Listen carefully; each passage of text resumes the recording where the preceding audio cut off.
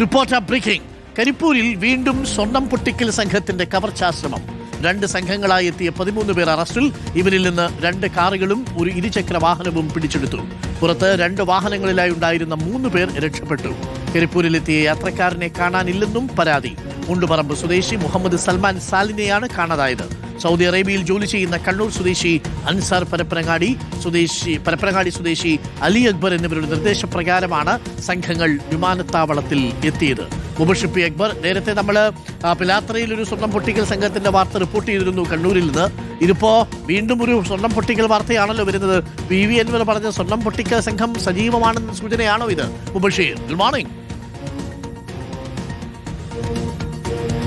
Good morning doctor Kumar. ഒരു ഇടവേളയ്ക്ക് ശേഷമാണ് കരിപ്പൂർ വിമാനത്താവളത്തിൽ വീണ്ടും സ്വർണം പൊട്ടിക്കൽ സംഘങ്ങൾ, സ്വർണ്ണക്കടത്ത് സംഘങ്ങൾ സജീവമാകുന്നത്. ഇതിപ്പോൾ മലപ്പുറം ജില്ലാ പോലീസ് മേധാവിക്ക് ലഭിച്ച രഹസ്യവിവരത്തിന്റെ അടിസ്ഥാനത്തിൽ കരിപ്പൂർ പോലീസിന്റെ നേതൃത്വത്തിലാണ് ഈ 13 അംഗ സംഘത്തെ അറസ്റ്റ് ചെയ്തിരിക്കുന്നത്.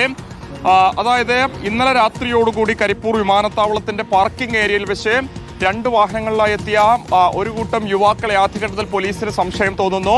അവരവിടെ ചുറ്റിക്കറക്കി നിൽക്കുന്നത് കൊണ്ട് അവർ ആദ്യഘട്ടത്തിൽ ചോദ്യം ചെയ്യുന്നു. അവർ ചില ആളുകളെ സ്വീകരിക്കാൻ വേണ്ടി വന്നതാണെന്നുള്ളതായിരുന്നു പോലീസിനോട് പറഞ്ഞത്. പക്ഷേ വിശദമായി ചോദ്യം ചെയ്ത ഘട്ടത്തിൽ അവിടെ എത്തിച്ചേരുന്ന ഒരു വിമാനയാത്രക്കാരനെ തട്ടിക്കൊണ്ടു പോകുന്നതിന് വേണ്ടിയാണ് സംഘം അവിടെ എത്തിച്ചേർന്ന് പോലീസിന് അവർ മൊഴി നൽകുന്നു. സ്വാഭാവികമായിട്ടും അത് സ്വർണം പൊട്ടിക്കൽ സംഘത്തിൽ നിന്നും കവർച്ച ചെയ്യാനെത്തിയ സംഘമാണെന്ന് പോലീസ് കണ്ടെത്തുകയായിരുന്നു.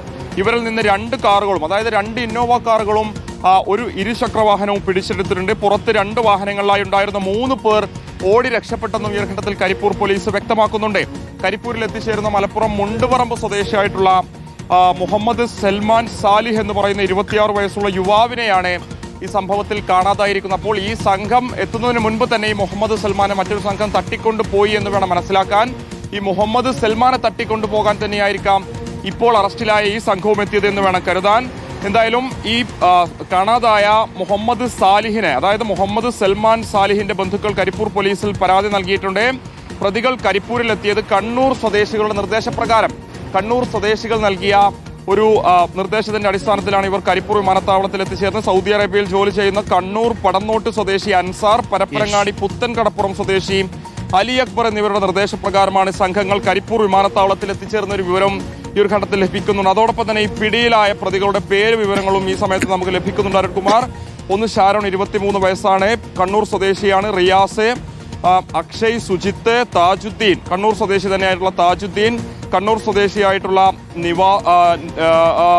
ലാൽ എന്ന് പറയുന്ന മറ്റൊരു വ്യക്തി, ധനീഷ്, ശരത്ത്, കനകരാജ്, ജുനൈദ്, രഞ്ജിത്ത്, ഇർഫാൻ, അതോടൊപ്പം തന്നെ അഭിഷേക്, കർണാടക സ്വദേശിയായിട്ടുള്ള അഭിഷേക് എന്നിവരുൾപ്പെടെ 13 പേരെ കരിപ്പൂർ പോലീസ് പിടികൂടിയിരിക്കുന്നു. അന്വേഷണം തുടരുകയാണ്. ഇനിയും ആളുകൾ പിടിയിലാകാനുണ്ട് എന്നുള്ളതാണ് പോലീസ് അറിയിക്കുന്നത്. Okay, thank you.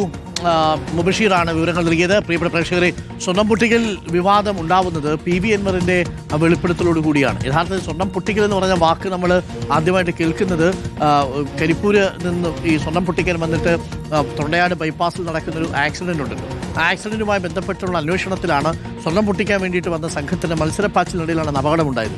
എന്താണ് ഈ സ്വർണം പൊട്ടിക്കൽ? വിദേശത്തുനിന്ന് സ്വർണം കടത്തുന്ന ടീം ഈ വിവരം വേറൊരു വിഭാഗത്തിന് ചോർത്തി കൊടുക്കുന്നു. അവർ എന്ത് ചെയ്യുന്നു?